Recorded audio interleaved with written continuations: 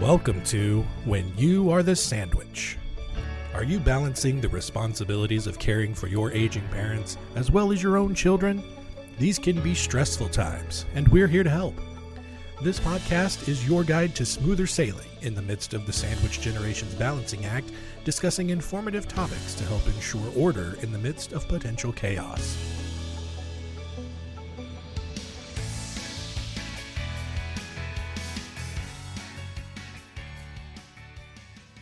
Welcome back, everyone. Today, I'd like to welcome Coach Courtney Peters as a guest today. Courtney is a life coach with a background of 25 years in personal growth and development, including her previous career as a teacher and her role as a mom. Her educational background includes earning a master's degree at Boston College, following her undergraduate studies at Skidmore College. She's deeply passionate about helping people navigate today's challenges and life's challenges with a positive mindset, even during the toughest of times. The most significant transformation in her journey has been choosing to live alcohol-free, which has had a profound positive impact on her life. It has empowered her to maintain a calm and centered perspective, proving that invaluable in her personal family life and in coaching others to live with clarity and confidence. Courtney, welcome. Thank you, Tiff. It's great to be here. So, Courtney, I'm going to just dive right into the sandwich generation stuff because, first of all, when you were looking at where to do a podcast with, you saw the title of our podcast and said, "Oh my goodness, yes, sandwich, yes, that's me." So, talk with me about why you are the sandwich. Sure. And I also am in the Boston area, as are you. And it's just nice to talk to a local person. And I'm just really glad to be here. Yeah, so I saw your title and I giggled because I'm two sandwiches. So I'm a sandwich. My parents had 4 teenagers. The oldest was going to college. And then lo and behold, I was born. So they were doing it all over again. So, and it was lovely. I really loved it. It's a special place to be in life, to have all these multiple ages. But when I was 9, I became an aunt. And then now he's a dad. So I'm a sandwich between my siblings and their children. And then when the kids went to college, I was like the aunt that they talked to because I was only 9 years older.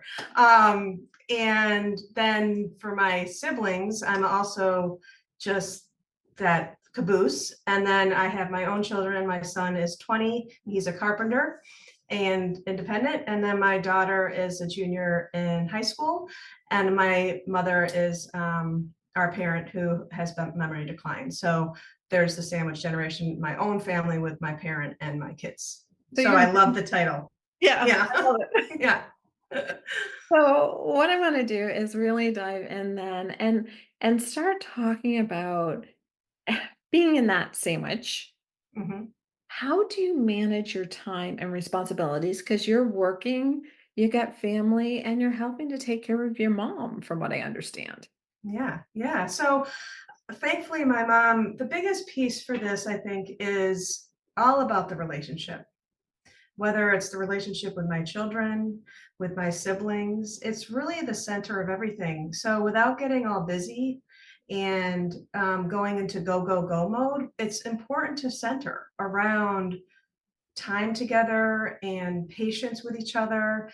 Being in a big family, there's different perspectives and one voice. My brother's always like, "Hey guys, I gotta get a voice here." But it really is about that relationship. My oldest sister, sadly, is no longer with us. She got cancer and she was the healthiest person any of us knew, actually, and didn't drink, didn't smoke, was a vegetarian. I mention all of this because you just don't know what could happen. Right. And she was turning 60, and the year before was diagnosed with stage 4 cancer, was given 3 to 6 months to live, and was with us for 18 months because of how healthy she was and a fighter and her deep faith. And she's the one who taught me about relationships. I remember my son was having a morning. He just didn't feel like putting on his shoes or something at elementary school. And I called her and I just said, wow, this is hard. And so then she talked about a time with her son who was a teenager at that time because of the multiple ages of my family. But she just said, come back to the relationship Hmm. and be present into like what that present moment is. And that's what I do with my mom. And so when we're on the phone, my goal is to always just, meet her where she is and laugh and tell stories. And even if they're on the repeat cycle, that's okay because that's where she is.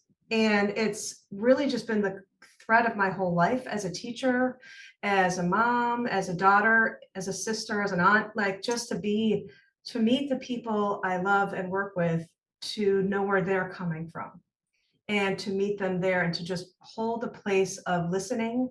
And being a professional coach, a life coach, and being through the training and everything, you really learn how to do that and how to, the craft of it is to ask the questions and to hear. And so with my own stress and my own management and my own time, when my sister in heaven, actually, she's the one who gave me a nudge to start my alcohol-free journey and just to do it in a way of health and wellness. Yeah. And without, so there's things called like the Whole30, there's dry January, there's all these little things. And most people wait till like day 31 and have that cocktail or that drink, which is totally fine. I have no judgment. But for me, this time around was to really see if it served me. Like, does it really serve me at this stage of my life? And it just doesn't anymore. And I haven't drank for 2.5 years. And I'm not going to, because I love this, because what it does for me is it is that self-care of finding other things besides having a glass of wine to end your day or to relax. Because what started happening for me was the hangxiety, it's called, it's a term, the next day. It's a anxiety hangover. Huh. So it's this thing that happens to a lot of people. If you're trying to build in alcohol in a healthy way, you can feel exhausted from that. And now, without having any of that, it's just so clear and it's so calming. And so with that, though, how that's so important in my many hats that I wear is to come up with my own self-care routine of things that little 5 minutes of, like, actually before our call, I went out back and I just looked in the sun and I just had like a moment of, centering and grounding, or whether it's like a different kind of meditation or just simply like unplugging, before bed a couple hours to get that blue light. I mean, there's all these different things. And what those do for you is they help everything in terms of stress. Okay. So they're all part of like, how can I respond to something that's happening, whether it's in my family or mostly in my family, and things that are changing with my mom. Matter of fact, she just wrote an email with my limited memory. So she's saying these things that I'm just ready to hear and process with a little bit of grief. I mean, it is hard going through this stage. And I think it's to honor the grief, to say, wow, we're in a different place. The mom that we knew is not here, but Right. mom is here now. And this is where we need to be today. And living alcohol free makes that happen very quickly and very easy to respond, because there's clarity in my whole body, in my brain. So I think that that's how I manage all of this and that's why bringing alcohol back in doesn't work for me. And there's no reason, I don't miss it or anything, but the calm is so much easier to find. The consistency with my own healthy habits, just I'm so much more consistent. And being able to, my PMA is my business name, but it's also my life motto. It's positive mental attitude. I've always been that way. It's just without the alcohol, there's no cloudiness.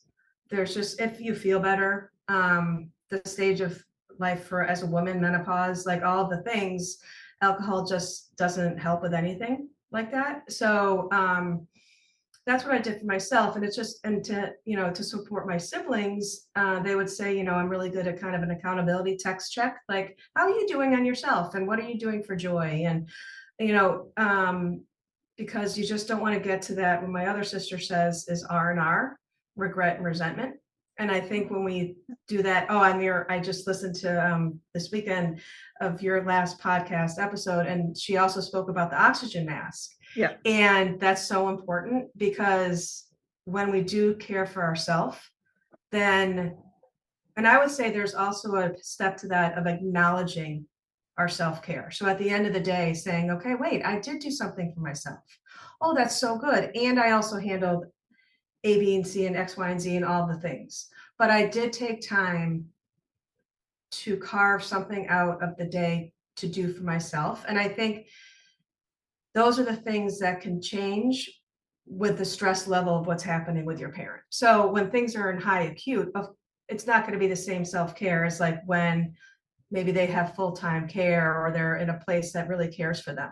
That's going to look different, right? So if you're in a stressful acute state, your self-care is going to look very different than the other times, but it's still, I think, super important to do something for yourself. Right. And I always, for my alcohol-free clients, that something is not a drink.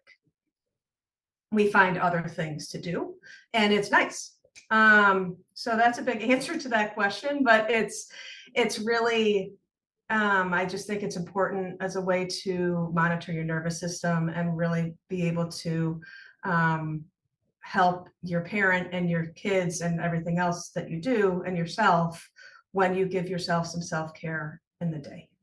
Oh, I think that's wonderful. And for those that are very much interested in finding out some more information at the end of this podcast, we are going to be making sure that we provide you with information on especially how to get to Courtney's website. And I know, Courtney, on your website, you've got more information on that. Along with Yes. her talking with you, that can definitely be even to the next level for it. But no, I appreciate you for sharing that, right? Because I mean, that's something that's really helped you, and that might very well help someone else. And Hmm. that's one of the reasons for this podcast. And that doesn't mean that someone can say, no, I don't want to be, and that's fine, but it's really Totally. right for you, right? And so I love that you're sharing that Oh, and thank you. kudos to you for that. So something that I kind of want to dive a little bit more into, because you're in an interesting spot just because, I mean, you're a life coach, right? You're Hmm. used to coaching others. Hmm. And so, and there was something that you mentioned, especially about with saying some things for your siblings as you're going through this. Do you ever find yourself kind of stepping like, oh my gosh, I'm falling into the life coach role, or how does that work? Because Yeah, sure, sure. yeah, Well, it's funny because my kids, I'm very, actually, it's almost when I was a teacher too. Like, I'm like, oh, here's teacher mom. I could hear my voice of like, wow, I'm a teacher voice coming out versus a mommy voice. But now that they're older, that's okay because that's their normal. They're like used to living with a mom who was a teacher and now she's a life coach talking about all these things. yeah, And my siblings, they actually really appreciate it because and then I also say, I'm a daughter too. And that's when we went to the professionals because I was not going to, this was not sustainable. And no one expected it. And I didn't either. But my mom, she needed care, right? Like so I stepped into that role. Um, and meaning just kind of being the quarterback of figuring out what can we do and who can we find and talk. And then everyone talked to friends to see what they did in the Chicago area. And, when I was actually talking with a client about, taking the next week off, I was going to go visit my mom. She mentioned she was a care manager in her past life. And I learned more about that role. And I just thought it was fabulous that I'm like, oh, someone else could be the coach and I can work with her on getting to know my family. There's a lot of us and communication styles and care and love and location even. And so when we started to when I got to know her, it was just that I was able to be the daughter again. yeah. And Let's talk about that more. And so I yeah. actually want to dive into that because so many people don't know that there's these folks out there called aging life care specialists or Hmm. care managers. Yep. And they are basically specialists who usually come from a background of either nursing or social work, but they specialize in trying to help families be able to navigate all the things that happen as someone gets older and needs more help. Hmm. Oh, and one thing, and I don't mean to pick on you for this, Courtney, but it was fascinating when we were preparing for this podcast. One thing that you said when I asked, so, oh my gosh, are you a caregiver for your mom? She's like, and you said, well, not really. I'm like, oh my gosh, yes, you are one. It's just that you are now utilizing professional help to Yes. help be able to bring in resources. And I loved what you said about so that you can be the daughter. Yeah, yeah.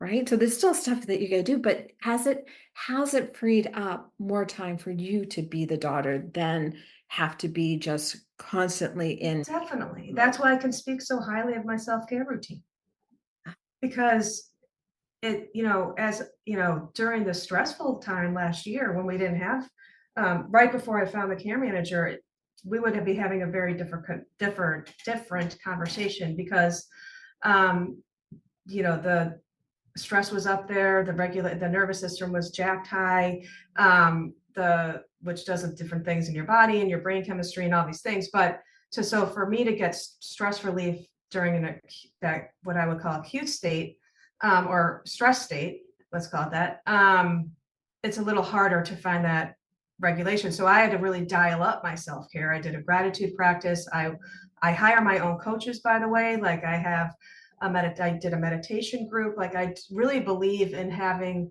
support. And so when we found this person, and exactly what she says on her website is, so you can be the children. And of course you love your parent, but my parent didn't ask any of us to take care of her. She wouldn't want that. Like she wants us to be happy and with her and visiting, but she said that for my whole life. And she also doesn't, she has some, what she wants and doesn't want. And though she never wanted, I don't think I'd want to feel like a burden on my kids. That's not and there's an energetic, I believe there's this energy that she can sense if it's stressful or not or things. And so now, there's a beauty to it that, the manager was able to really just and I think also being, in a different state. Every state has their own, I've learned a lot, but every state has their own at-home nursing situation versus Florida. That's very different than Illinois. That's very different than Massachusetts. It's just, Yep. they know their demographic, they know their location, they know if, let's say, our care provider for my parent, wanted to go on vacation last year, they could help us find somebody. Like, I don't know how to do that. That's out of my scope, right? So, um, she was really helpful in setting us up with a team. And also, if and when my mom was needing to go somewhere else to live, she knew all the areas for that. She was just very helpful. And I think it was really worth the investment. I say that to my clients. It's right on my webpage. It's an investment to, are you ready to invest in yourself by working with me? It's an investment. That's how I felt with hiring her, because the help she gave us just gave this whole breath of relief for our family. That's huge. That's huge. And It's a really so important job she has. Yeah. it really is. And so there might be some listeners listening in where it's like, oh, that's all fine and good, but that requires that you have the funds to do it. And Yeah. blah, blah, blah. Yep. So something that I really recommend is one for anyone listening in, if you haven't seen your estate planning elder law attorney, make sure you see them because they can help guide you here. But those type of services, that can be a good use of what is left of assets for a parent Mhm. or for a loved one to make sure that they're having the best quality of an experience as possible. And so, even though you might not feel that there's available assets, there oftentimes is, but I do want to acknowledge that sometimes there isn't. Right. Right? And Right. We that are. Yeah. yes, we're talking about, yes, available resources, and sometimes that isn't an option. So, and Courtney, I could be talking with you for an hour, so we're gonna have to come back and have another conversation at some. Sure. But what I like to do as we're kind of wrapping up on this discussion is, in addition to what you've kind of talked about, let's talk about something that could be helpful for anyone, regardless of resources. Hmm. And so, I know you talked about alcohol free, which is a great thing for people to look into. I heard you mention a gratitude. Sure. Yeah. So if you can maybe finalize for us just some parting tips, Hmm. regardless of whatever anyone's situation is. Sure. What are things that they can do to help cope? Yes, of course. So I would just say the biggest one is meet your parent where they're at, and just to find some patience with that. And it's hard to do that, but there are a lot of things like deep breathing, or what I was speaking of as a gratitude journal. At the end of the day, I write 3 things that went well today and things that I'm happy about. And that's something I can share with my mom on the phone the next day. Like, oh, these are great things that happened yesterday, and just one thing, and connecting with your parent and yourself just to check in to say, you know what, how am I doing today? And what do I need? And to figure that out. And there's plenty of online free resources to do that. Great meditation apps, great people to follow if you're on social media, of how to do the self-care. And there's so many different practices of self-care, walking, sunlight, as I mentioned, and just a way of just de-stressing, lowering your nervous system. So when things become stressful, you have these tools in your toolbox to just relax and try to take the edge off a little bit in a way of self-care, and also being present with your parent when you're calm. That's It's great. helpful. Yeah.